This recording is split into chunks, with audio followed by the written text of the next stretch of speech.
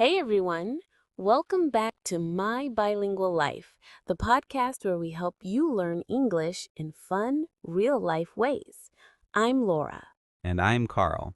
Today we've got something a little spooky for you. It's almost Halloween, so we thought it would be the perfect time to talk about one of the most famous Halloween songs ever, Monster Mash. Yes, if you've ever been to a Halloween party in the United States, you've probably heard this song. It's silly, it's catchy, and it's full of funny monster characters. Vampires, zombies, werewolves, everyone's invited to the party. The song was written and performed by a man named Boris Pickett back in 1962. He called himself Boris because he was imitating the voice of Boris Karloff, the actor who played Frankenstein's monster in the old black and white movies. Right. And that voice became part of the song's charm. It sounds like a scientist in his laboratory telling the story of how his monster came to life and started to dance. That dance was called the Monster Mash. Now, the word mash usually means to crush or to press something, like when you mash potatoes. But in the 1960s, mash was sometimes used to mean a kind of dance. So the monster mash is a made-up dance for monsters. Exactly. And the song became a huge hit. It reached #1 on the Billboard charts in the United States and comes back every October when people start decorating their houses with pumpkins and ghosts. It's one of those songs that never gets old. Kids love it, adults remember it from their childhood, and it instantly creates that fun Halloween atmosphere. So, in today's episode, we're going to talk about the story inside the song. We'll go through some of the lyrics, explain the vocabulary, and share why people still love Monster Mash after more than 60 years. Get ready to meet the monsters, the scientists, and maybe even Dracula himself. Let's turn down the lights. Imagine we're in an old laboratory with thunder outside and start our Halloween English adventure. Let's look at the first part of the song. I was working in the lab late one night when my eyes beheld an eerie sight. The singer is acting like a scientist alone in his laboratory. Lab is short for laboratory. And late one night gives that spooky midnight feeling. Right. Then he says his eyes beheld an eerie sight. Beheld just means saw, but in an old-fashioned way. Eerie means strange or creepy, something that makes you a little nervous. Next comes, for my monster from his slab began to rise. The slab is a flat table like the ones used in science labs or morgues. So the monster is waking up and standing up for the first time. Then, and suddenly, to my surprise, he did the mash. He did the monster mash. That's the funny part. Instead of being scary, the monster starts to dance. Exactly. The word mash normally means to crush, like mashed potatoes. But in the 1960s, it was also used for a dance. So the monster mash is a silly dance that monsters do. And the chorus says, it was a graveyard smash, it caught on in a flash. A graveyard's a cemetery. Smash means a big success, and caught on means everyone liked it right away. So the monster's new dance became the hit of the night. Everyone in the graveyard was doing it. That's what makes the song clever.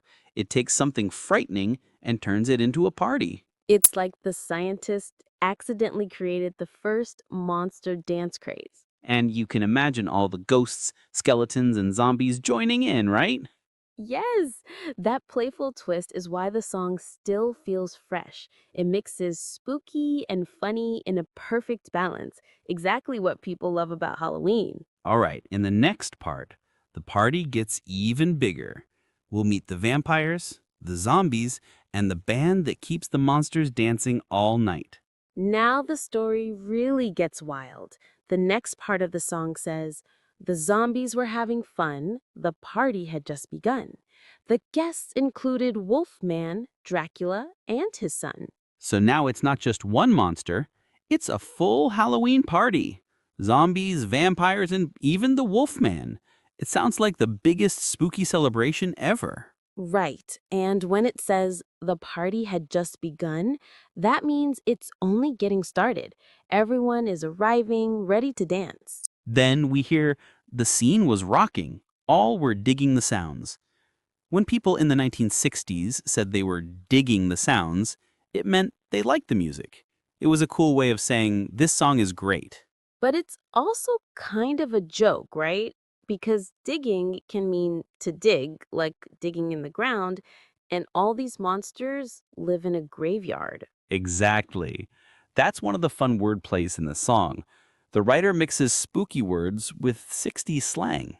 Then it says, Igor on chains, backed by his baying hounds. Igor is the scientist's assistant, a character from old Frankenstein movies. He's often a little clumsy and funny. On chains probably means he's using real metal chains as musical instruments.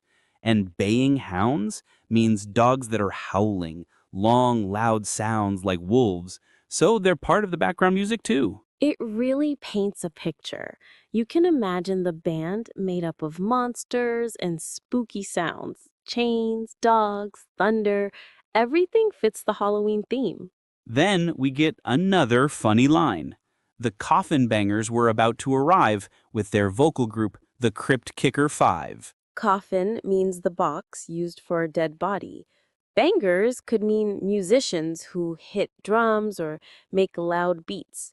So, coffin bangers are probably the ones who play instruments. And crypt means a tomb or underground burial place. So Crypt Kicker 5 is the name of their band. 5 musicians who kick or play music from the crypt. It's clever because in the 1960s, a lot of music groups had names like that. The Jackson Five, the Dave Clark Five. So the writer used the same pattern, but with a spooky twist. Right, and the chorus repeats again. They played the Monster Mash. It was a graveyard smash. By this point, the party is in full swing. Every monster is dancing, and the Monster Mash has become the new hit dance of the underworld. I love that it sounds like a mix between a Halloween story and a rock and roll song. You could imagine a TV show back then with people in costumes dancing while the band performs on stage. Actually, that's one reason the song became so popular. Bobby Pickett performed it in character, with that deep voice and funny expressions, kind of like an actor in a comedy sketch. Yes, and he didn't just sing, he acted the song. That's what made it memorable. Even today, if you watch the old video, he looks like he's having the time of his life pretending to be this mad scientist. So far, the monsters are happy, the music is great, and everyone's dancing. But then the song takes another funny turn. Dracula gets jealous. Of course he does. Every party needs a little drama. In the next part, Dracula comes out of his coffin to complain about something. He says, "Whatever happened to my Transylvania twist?" He's mad that his old dance isn't popular anymore. That's such a relatable moment. Even monsters get upset when their trend goes out of style. It also shows that the songwriter had a good sense of humor. He's not just telling a story, he's making fun of how music and dance crazes come and go. Exactly. And the best part is that now, more than 60 years later, it's still Monster Mash that everyone remembers, not the Transylvania twist. Sorry, Dracula, you lost that dance battle. But he eventually joins the band, so maybe he made peace with it. True, it ends happily. All the monsters play together, and the Monster Mash becomes the hit of the land. It's a perfect mix of spooky, silly, and fun, which is why it's still a Halloween favorite today. Now we're at the last part of the song. The story finishes with Dracula joining the fun.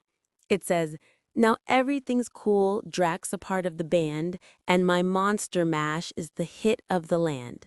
So everything turned out fine in the end.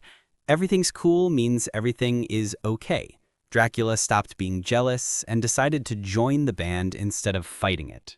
And the hit of the land means the song or dance is famous everywhere. The monsters dance isn't just popular in the graveyard anymore. It's the new big thing among the living and the dead. Then we hear, "For you, the living, this mash was meant too." That's such a clever line. It's like the scientist is inviting the listeners, us, the humans, to join the monsters on the dance floor. Exactly. He's saying, don't be afraid of monsters. Come dance with us. It turns something scary into something funny and friendly. Then he says, "When you get to my door, tell them Boris sent you." That's a little inside joke. The singer, Bobby Pickett, performed as a character named Boris because he was imitating Boris Karloff's spooky voice. Right. And that phrase, tell them I sent you, is something people still use today. It means mention my name so they know you're welcome. Then he ends with, "Then you can monster mash and do my graveyard smash. You'll catch on in a flash." That phrase, catch on, can mean two things: to become popular or to learn something quickly. So here it means both. You'll understand it fast and you'll love it right away. It's funny how he uses that line again, but now it's talking to the listener directly, as if he's teaching us the dance. Yes, like in Halloween Invitation, you can almost picture people in costumes dancing to it at a party, pretending to be monsters but laughing the whole time. And the last little line is just pure fun. Easy, Igor, you impetuous young boy. He's talking to his assistant, telling him to calm down. Impetuous means acting without thinking or being too excited. That's a great word to learn. If you say someone is impetuous, it means they jump into action too fast. Kind of like Igor playing the drums too hard. Exactly. So the whole song ends on a light, funny note. Nobody is scared. The monsters are happy, the scientist is proud, and Igor just can't stop dancing. That's what makes Monster Mash special. It's not about fear, it's about fun. It's Halloween humor in song form. And honestly, it's a great example of how music can help you learn English. The lyrics use fun vocabulary: graveyard, monster, feast, slab, laboratory, smash, caught on, impetuous, and even some 1960s slang. Plus, it has a clear story. You can follow the sequence. A scientist works late at night, his monster comes alive, they start a dance, and it becomes a hit. It's like a mini Halloween movie in song form. Okay, before we finish, let's do a quick quiz to check what you remember from the song. Ready? Let's go. I'll ask the questions and you can answer out loud. Question 1, where was the scientist working when the story begins?